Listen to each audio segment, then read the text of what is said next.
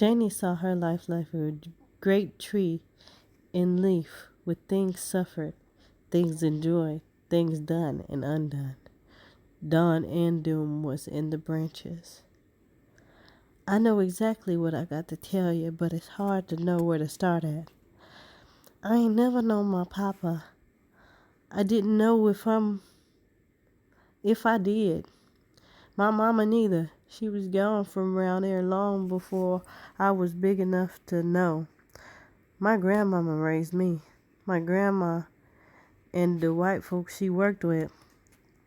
She had a house out in the backyard, and that's where I was born. They was quality white folks up there in West Florida named Washburn. She had 4 grandchildren on the place, and all of us played together. That's how come I never called my grandmama nothing but Nanny, 'cause that's what everybody on the place called her. Nanny used to catch us in our devilment and lick every youngin' in the place. And Miss Washburn did the same. I reckon they never hit us a lick, 'cause them boys and us girls was pretty aggravating a speck. I was with them white children so much till I didn't know I wasn't white till I was around 6 years old. I wouldn't have found it out then, but a man come along taking pictures without asking anybody. Shelby, that was the oldest boy, told him to take us. Around a week later, the man brought the picture for Miss Washburn to see and pay him when she did, and then gave us all a good licking. So when we looked at the picture and everybody got pointed out, there wasn't nobody left except for a real dark little girl with long hair standing by Eleanor. That's where I was supposed to be, but I couldn't recognize that dark child as me. So I asked, where is me? I don't see me. Everybody laughed, even Mr. Washburn. Miss Neely, the mama of the children who come back home after her husband dead, she pointed to the dark one and said, "That's you, Alphabet. Don't you know yourself?" They all used to call me Alphabet because so many people had to name me different names. I looked at the picture a long time and seen it was my dress and my hair, and so I said, "Oh, I'm colored." Then they all laughed real hard, but before I seen the picture, I thought I was just like the rest. Us lived there having fun till the children at school got to teasing me about living in the white folks' backyard. There was a naughty head girl named Mayrella that used to get mad every time she looked at me. Miss Washburn used to dress me up in all the clothes her grandchildren ain't want no more, which was better than what the rest of the colored children had. And she used to put a hair ribbon on my head for me to wear. That used to rile Mayrella a lot. So she would pick at me all the time and put some others up to do the same. They pushed me away from the ring place and make out they couldn't play with nobody that lived on premises. Then they tell me not to be taken on over my looks because they mama told them about the hound dogs hunting my papa all night long. About Mr. Washburn and the sheriff putting the hounds on the trail, putting the bloodhounds on the trail to keep my papa to catch, putting the bloodhounds on the trail to catch my papa for what he done to my mama. They didn't tell about how he was trying to get in touch with my mama later on so he could marry her. Nah, they didn't talk about that. They didn't talk that part of it at all. At all. They made it sound real bad so as to crumple my feathers. None of them didn't remember what his name was, but they all know the bloodhound part by heart. Nanny didn't love to see me with my head hung down, so she figured it would be more better for me if I was in a house. She got the land and everything, and then Miss Washburn helped out a whole heap with things. Phoebe's hunger listening helped Janie to tell her story. So she went on thinking back to her younger years and explaining them to her friend in a soft, easy phrases, while all around the house the night time put on flesh and blackness. So she thought a while and decided that her conscious life had commenced at Nanny's gate. So she thought a while and decided that her conscious life had commenced at Nanny's gate. On a late afternoon, Nanny had called her to come inside the house because she had spied on Janie letting Johnny Taylor kiss her over the gatepost. It was spring afternoon in West Florida. Janie had spent most of the day under the blossoming pear tree in the backyard. She had been spending every minute that she could still away from her chores under that tree for the last 3 days. That was ever to say. Ever since the first tiny bloom had opened, it had called her to come gaze on a mystery. From barren brown stems to glistening leaf buds, from leaf buds to the snowy virginity of bloom. It stirred her tremendously. How? Why?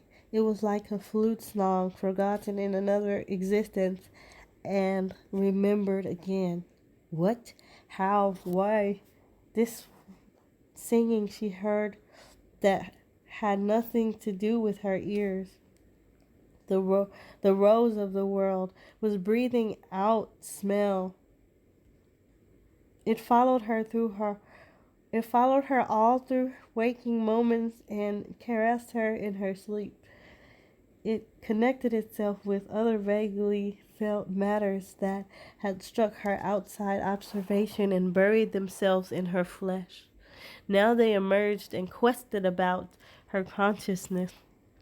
She was stretched on her back beneath the pear tree, soaking in the alto chant of the visiting bees, and the gold of the sun, and the panting breath of the breeze when the inaudible voice of it all came to her. She saw a dust-bearing bee sink into the sanctum of bloom, and the thousand sister calyxes arched to meet love, embrace, and the ecstatic shiver of the tree from root to the tiniest branch, creaming in every blossom and frothing with delight. This was a marriage. She had been summoned to behold a revelation. Janie felt a pain, remorseless sweet that left her limp and languid. After a while, she got up from where she was and went over to the little garden field entire. She was seeking confirmation of the voice and the vision, and everywhere she found and acknowledged answers. A personal answer for all of the creations except for herself. She felt an answer seeking her, but where? When? How? She found herself in the kitchen door and stumbled inside. The air of the room were flies tumbling and singing, marrying and giving in marriage. When she reached the narrow hallway, she was reminded that her grandmother was home and sick with a headache. She was lying across the bed asleep, so Janie uh, tipped on out of the front door. Oh, to be a pear tree, any tree in bloom, with kissing bees and singing of the beginning of the world. She was 16. She had glossy leaves and bursting buds, and she wanted to struggle with life, but it seemed to elude her. Where were the singing bees for her? Nothing on the place nor in Grandma's house answered her.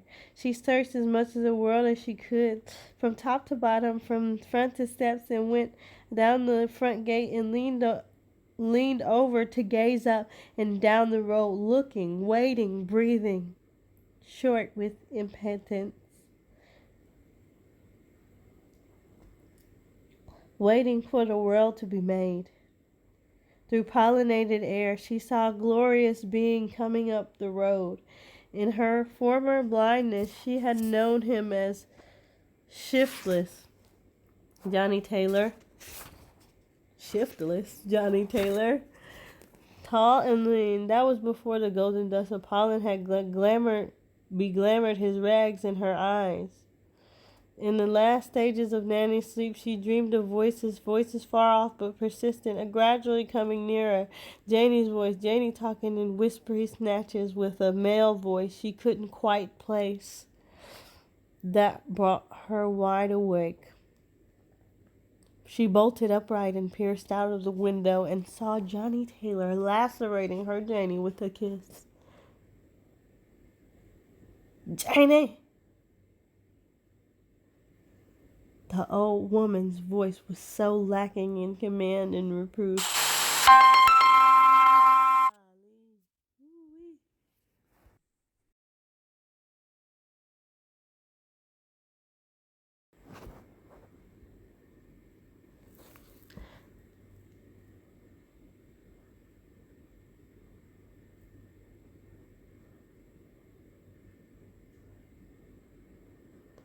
The old woman's voice was so lacking in command and reproof, so full of crumbling dissolution that Janie half believed Nanny had not seen her, so she extended herself outside of her dream and went inside the house.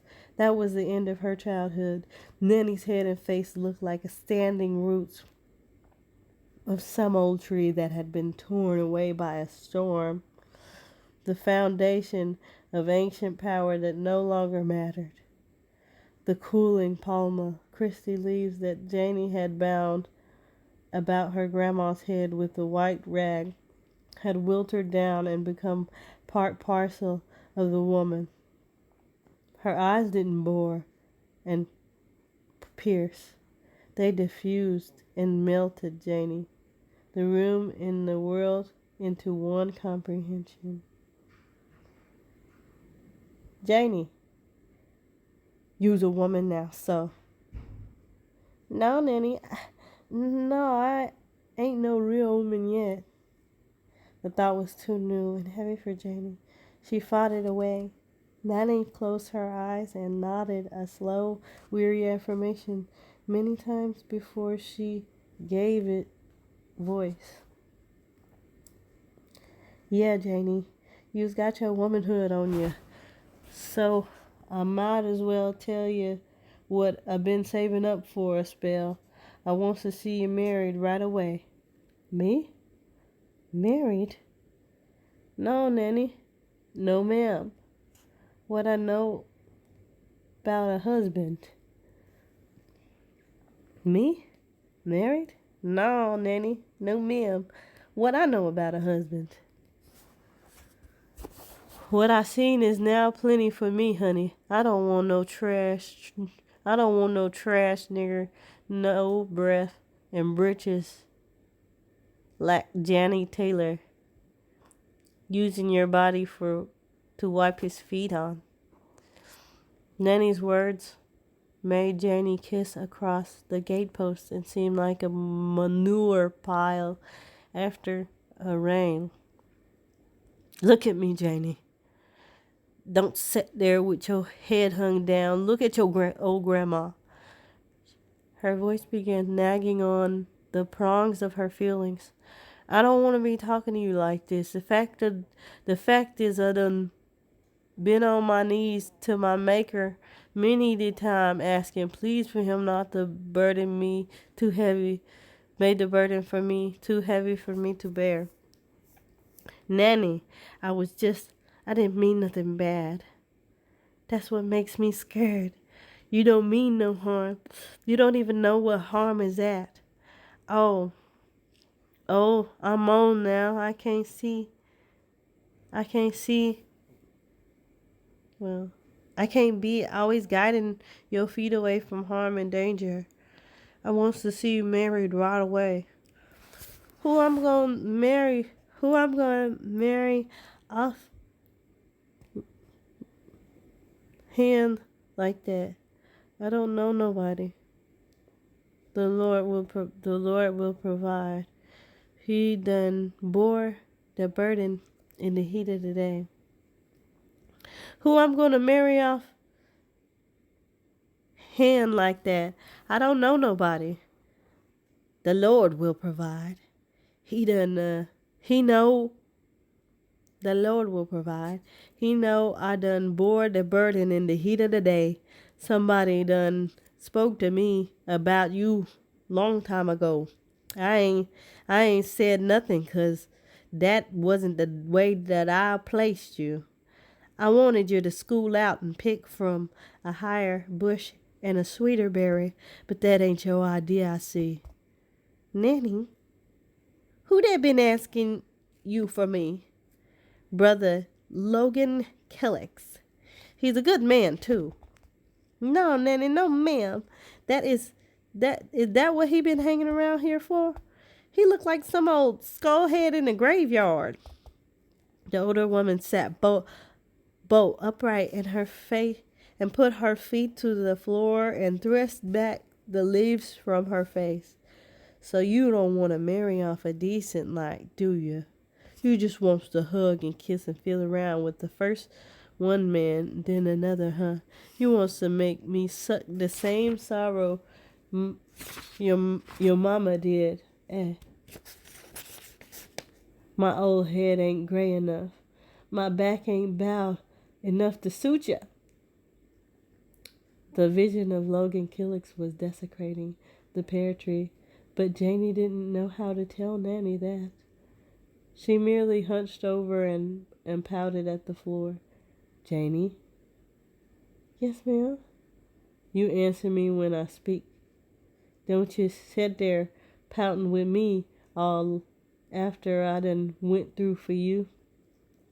She slapped the girl's face violently, then forced her head back so their eyes met in a struggle. With her hand uplifted for the second blow, she saw a huge tear whelp up from Janie's heart and stood in each eye.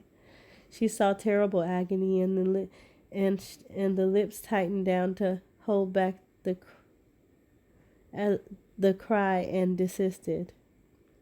Instead, she brushed back the heavy hair from Janie's face and stood there suffering and loving and weeping internally for both of them.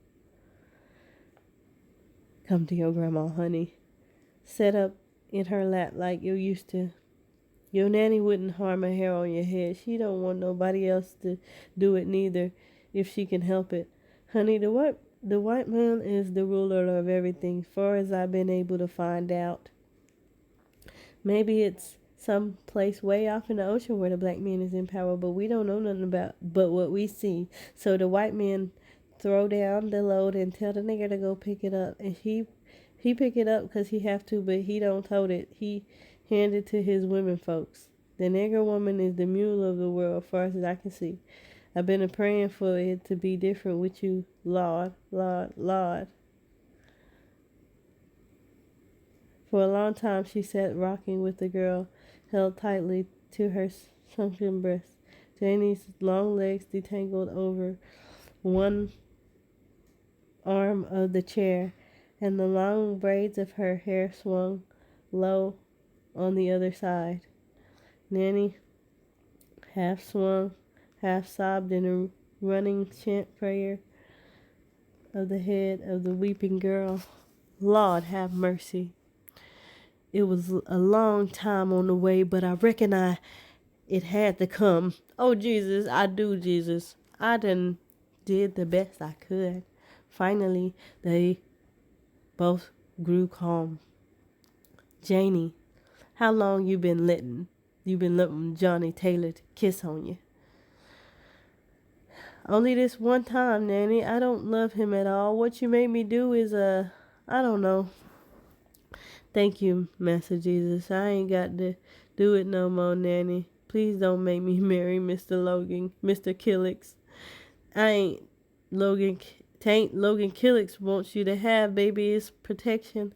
I ain't getting old, honey. I ain't getting old, honey. I'm done old. One morning soon now, the angel with the sword gonna come stop by here. The day, the hour is hid from me, but it won't be long. I asked the Lord when you was an infant in my arms to let me stay here with you till you got grown. He done spared me to see the day. My daily prayer is now to let these golden moments roll on a few days longer until I see you safe in life. Let me wait, Nanny, please. Just a little bit more. Think I don't feel with you, Janie? 'Cause I do. I couldn't love you no more if I had felt your birth pains myself. If fact of the matter, I loved you a whole heap more than I do your mama. The one I did birth. But you got to take in consideration, you ain't no everyday child like most of them. You ain't got no papa. You might just as well say no mama for the good she do you. And you ain't got nobody but me. And my head is old and tilted towards the grave. Neither can you stand alone by yourself.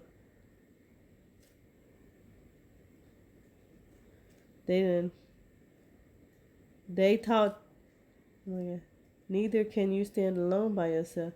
They thought you been kicked around from pillar to post, hurting thing. The thought of you being kicked around from pillar to post is a hurting thing. Every tear you drop squeezes a cup of blood out of my heart. I got to try and do for you before my head is cold.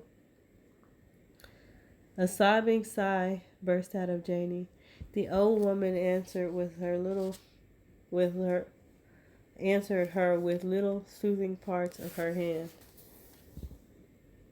You know, honey, us colored folks is branches without roots.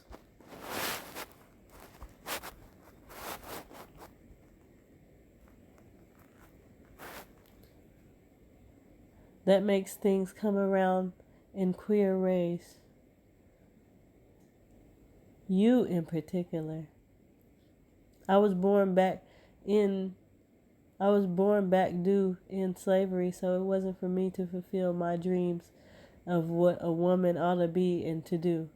That's one of the holdbacks of slavery. But nothing can stop you from wishing.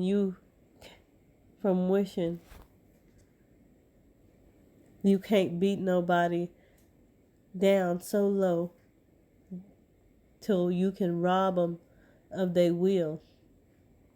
And I didn't want to be used for a work ox and a bra sow, and I didn't want my daughter to be used that way neither. It sure wasn't my will for things to happen like they did. Even hated the way you was born. But all the same, I said, thank God I got another chance. I wanted to preach a great sermon about colored women sitting on high, but they wasn't no pulpit for me. Freedom found me with a baby daughter in my arms, so I had to take a broom and cook pot and throw up a highway and throw up a highway through the wilderness for her. She would expound what a she would expound what a felt. But somehow she got lost off the highway, and the next thing I knowed, here you was in the world. So whilst of you, I was tending you of night. I said I'd have to save the text for you. I've been waiting a long time, Janie, but nothing I've been through ain't too much if you just stand on high ground like I dreamed. Old Nanny sat there rocking Janie like an infant, thinking back and back. Mine pictures brought feelings, and feelings dragged out dramas from the hollows of her heart. That morning on the big pig plantation close to Savannah, a rider come in the gallop telling about Sherman taking Atlanta. Marsh Roberts' son had done been killed at the Chickamauga, so he grabbed his gun and straddled his best horse and went off with the rest of the gray-head men and the young boys to drive the Yankees back into Tennessee. They was cheering and crying and shouting for the men that was riding off. I couldn't see nothing 'cause your mama wasn't but a week old, and I was flat on my back. But pretty soon he forgot something and ran into my cabin and made me let down my hair for the last time.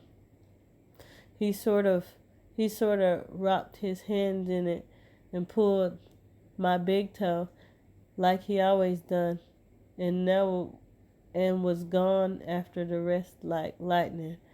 I heard him give one last whoop for him. The big house and the quarters got sober and silent.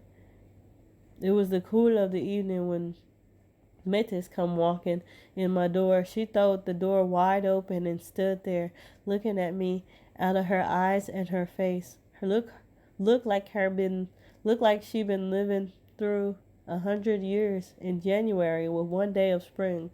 She stood over me in the bed. Nanny had come to see that baby yearn. I tried not to feel the breeze off her face, but it got so cold in there that I was freezing to death under the quivers. So I couldn't move right away like I aimed to, but I knowed I had to make haste and do it. You better get that kiver off of that. You better get that kiver off of that youngin', and that quick. She clashed at me.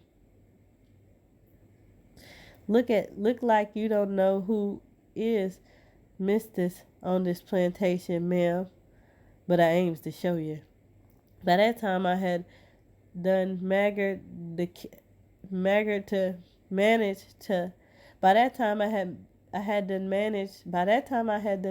to uncover my baby enough for her to see the head and the face.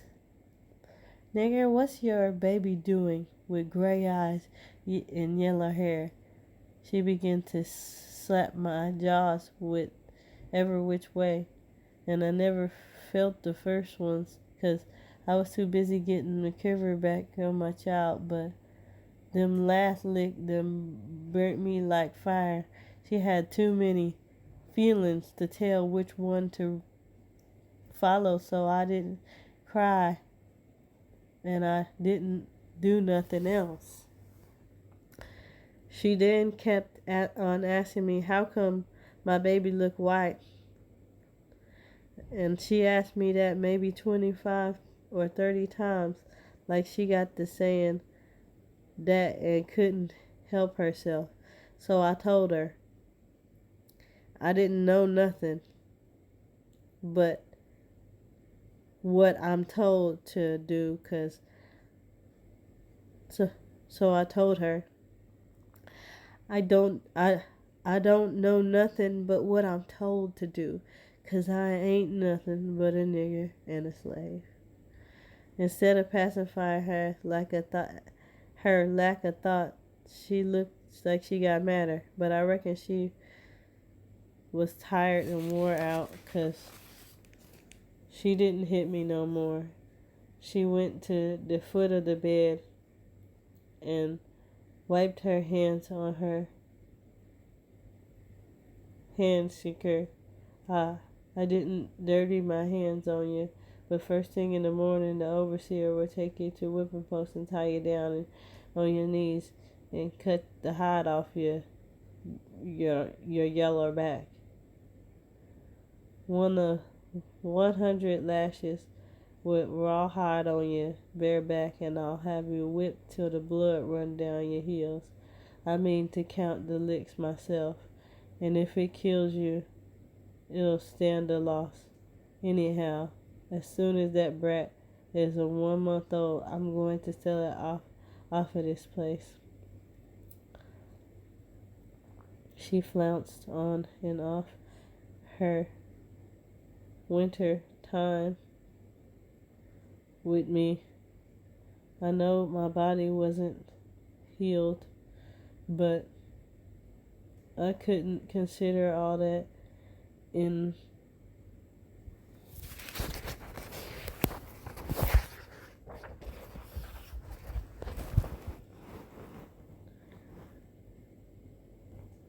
She flounced on and off and let her winter time with me.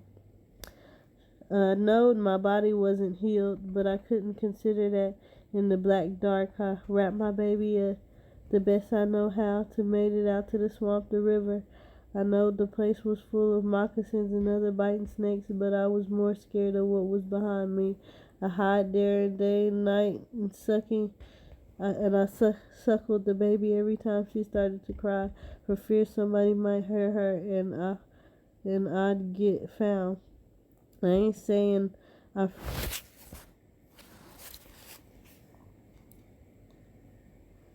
but I was more scared of what was behind me.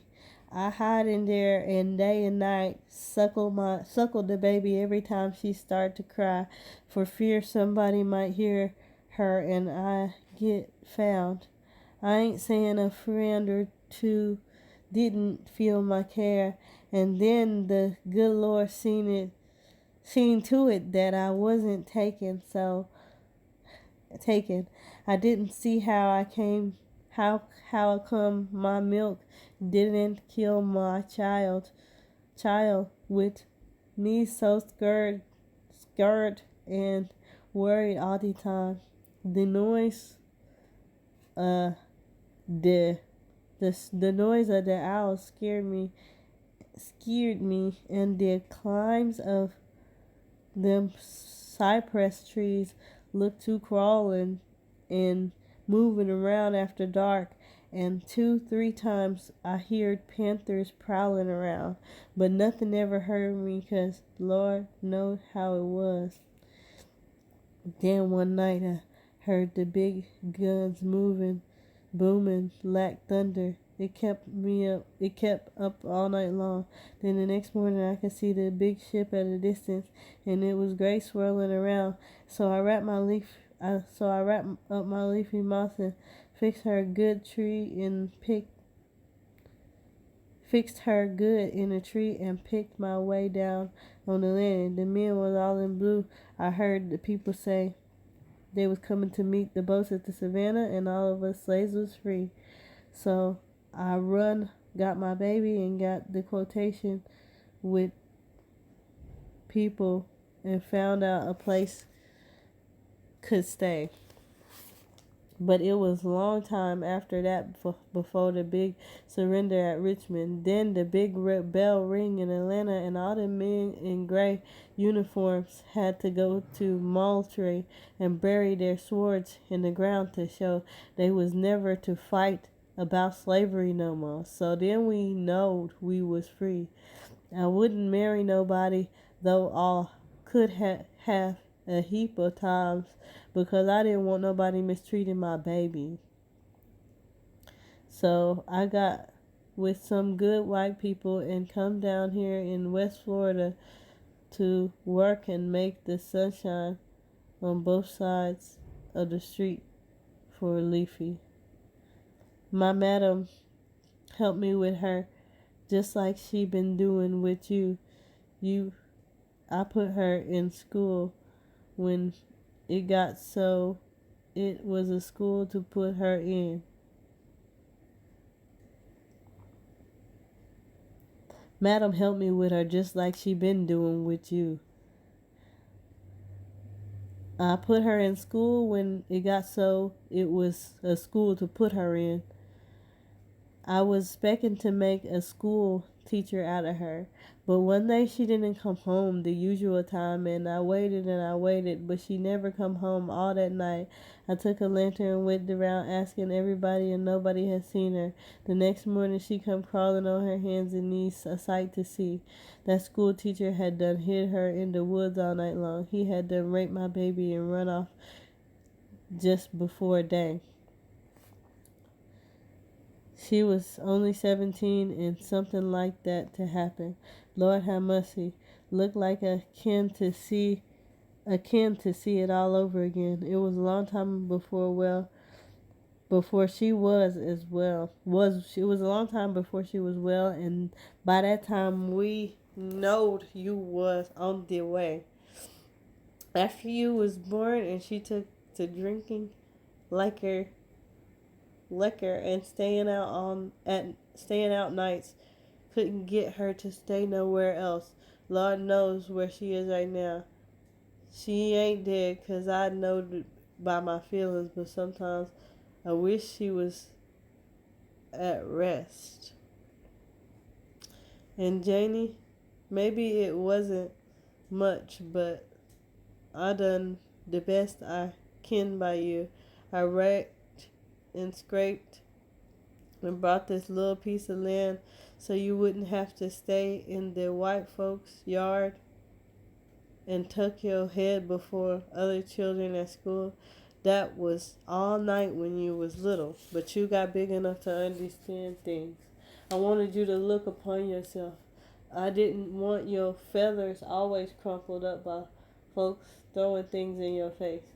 I can't die easy thinking maybe the men folks, white or black, is making a spit cup out of you. I have some sympathy for me. Put down easy, Janie. I'm a crack. Put me down. And I can't die easy thinking that maybe the men folks or black men is making a spit up out of you. Have some sympathy for me. Put me down easy, Janie. I'm a cracked plate.